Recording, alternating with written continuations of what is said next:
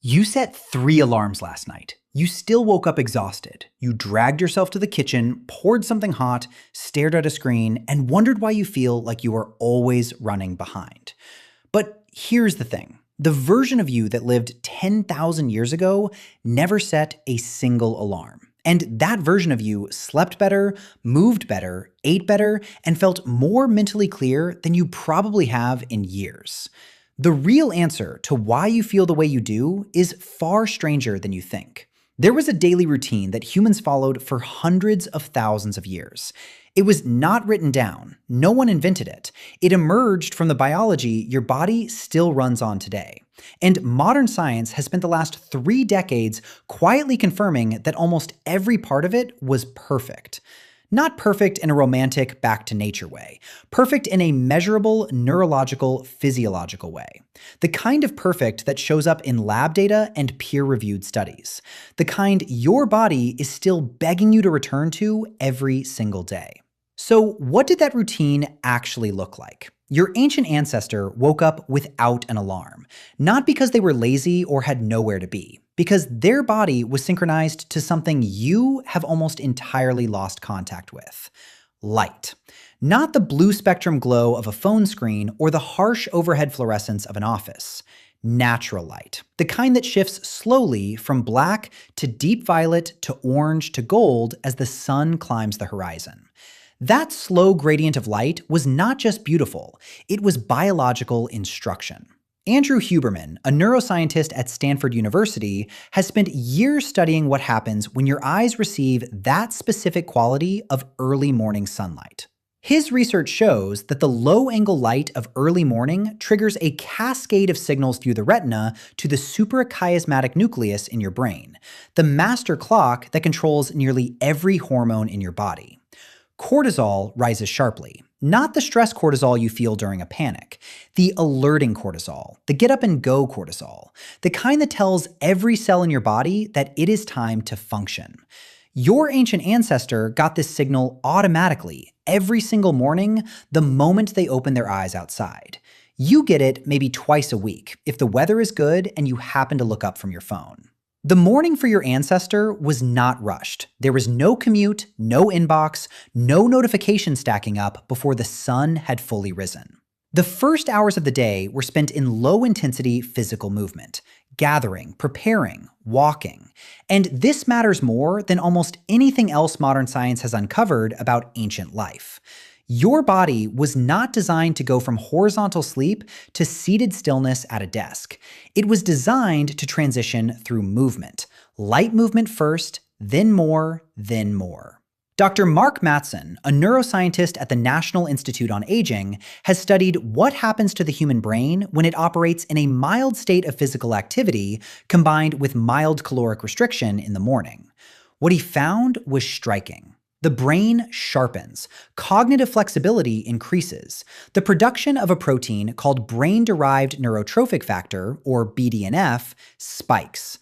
Mattson called BDNF miracle grow for the brain. Your ancient ancestor got a daily dose of it simply by moving their body before they ate anything. You sit down with a coffee and a screen and wonder why you cannot focus until noon. Your ancestor did not eat breakfast the moment they woke up. This is not because food was scarce, though sometimes it was.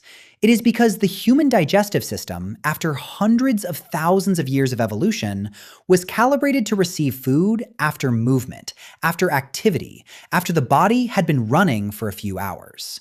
Eating was an event. It was earned. And when it came, it was eaten slowly, communally, and with full attention. There were no isolated meals eaten alone while scrolling. Food was a social act, and that social component was not incidental. Research by Robin Dunbar at the University of Oxford has shown that communal eating is one of the most powerful triggers for the release of endorphins in the human brain. The shared meal was not just nutrition. It was the neurological glue that held communities together. After eating, the day continued with intermittent movement and rest. Not the brutal, sustained exertion of modern gym culture. Not the 8-hour stationary seated stillness of modern office culture. Something in between. Walk, sit, work with your hands, rest in the shade, walk again. This rhythm of movement and recovery maps almost perfectly onto what exercise scientists now call non-exercise activity thermogenesis, or NEAT, the low-grade physical activity that keeps your metabolism calibrated, your blood sugar stable, and your mood regulated across the day. Your body did not evolve to sit for 8 hours and then frantically exercise for 45 minutes. It evolved to move gently and constantly throughout every waking hour. The afternoon brought heat, and with heat came rest. Almost every ancient and indigenous culture around the world incorporated a period of midday or early afternoon rest, not as laziness, but as biological necessity. Researchers studying the Hadza, one of the last remaining hunter-gatherer societies on Earth, found that afternoon rest periods were built into the rhythm of daily life. Modern chronobiology has since confirmed why. There is a dip in your core body temperature and alertness that occurs naturally between 1 and 3 in the afternoon. It is not caused by lunch. It was there before agriculture, before lunch, before time zones. It is in your biology. And yet, most modern workplaces are designed as if it does not exist. When the sun began to descend, your ancestor's body began to prepare for something your body almost never properly experiences anymore: darkness. Real darkness. The kind that arrives slowly, preceded by the warm orange and red light of a setting sun. That specific spectrum of light, the long wavelength reds and oranges of evening, tells your brain something critical. The day is ending. Begin producing melatonin. Begin lowering core body temperature. Begin the cascade of hormonal shifts that will allow you to fall into deep, restorative sleep. Your body still waits for that signal every night. And every night, instead, you give it LED screens at full brightness at 9, 10, 11 o'clock. And then you wonder why you cannot fall asleep. Matthew Walker, a sleep scientist at the University of California, Berkeley, and author of extensive research on human sleep architecture, has documented what happens when the human brain is denied the natural light-dark cycle it evolved with. Deep sleep stages shorten. Emotional regulation deteriorates. Immune function drops.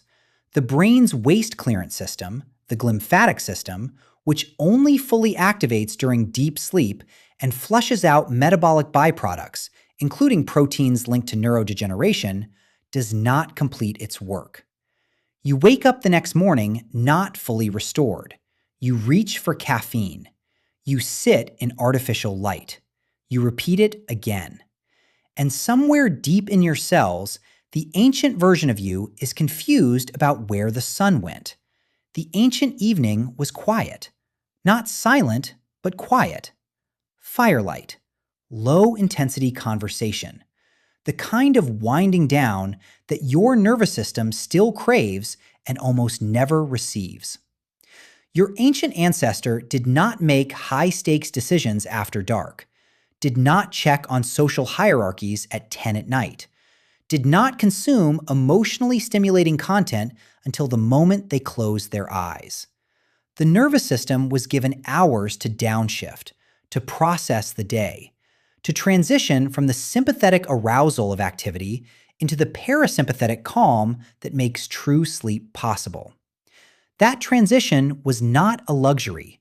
It was the mechanism. It was the reason they woke up the next morning feeling ready. None of this is a call to abandon everything and live in a forest. That is not the point. The point is that your body is running the same operating system it ran 10,000 years ago. The inputs have changed. The hardware has not. And every time you ignore that mismatch, every time you skip the morning light, eat alone in a hurry, sit without moving for 8 hours, stare into bright screens until midnight, and then wonder why you feel depleted and anxious and disconnected, you are asking a very old machine to run software it was never built for. The ancient daily routine was not complicated. It was light in the morning, movement before food, a communal meal eaten slowly, gentle activity through the day, rest in the afternoon, dimming light in the evening, darkness and quiet at night. Modern science has spent decades studying each of these pieces in isolation. The data keeps pointing to the same conclusion. Every single one of them matters. Every single one of them is something you can choose, even now, even in the life you already have. So tonight, when the sun goes down, you will probably flip a switch and flood your room with light. But for the first time, maybe you will notice what you were asking your ancient brain to ignore.